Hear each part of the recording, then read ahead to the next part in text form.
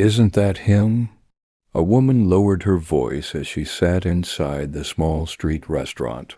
"They say he used to own companies. Big ones.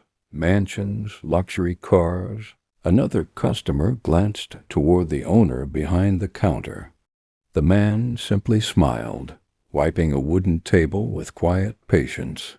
No arrogance, no pride, just peace. Few people knew the full story, but once everyone knew his name. Years ago, Daniel Harrison had everything. His house stood like a palace overlooking the city skyline. His cars shone beneath the sun like trophies of success. Money flowed endlessly, and opportunities chased him instead of the other way around. Daniel believed his wealth was proof he was better than others. He'd mocked old friends who were still struggling. "You're still living like this?" He once laughed. "You people refused to think big. That's why you remain failures." The friends who once shared late night dreams with him slowly disappeared from his life. Even his mother warned him. "Success without humility never lasts," she told him gently. Daniel ignored her. He believed success was permanent. He believed he was untouchable. Then everything changed. A business deal collapsed. Investments failed. Partners withdrew. At first, Daniel thought it was temporary. He sold one car, then another, then properties followed. He worked desperately to save his empire, but the damage had already begun. Debt replaced luxury. Silence replaced admiration. The same world that once praised him now moved on without looking back. Phones stopped ringing. Invitations disappeared, and the proud man who once looked down on others suddenly stood alone. One afternoon, as Daniel walked through the city, carrying the weight of failure, he heard a familiar voice call his name. "Daniel, is that really you?" He turned and froze. Standing before him was Michael, one of the friends he had once mocked during his rise to wealth. For a moment, Daniel felt ashamed. He expected ridicule, revenge, silence. Instead, Michael smiled warmly.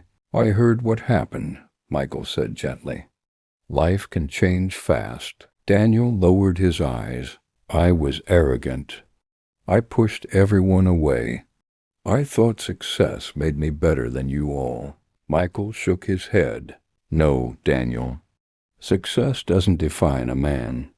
Character does."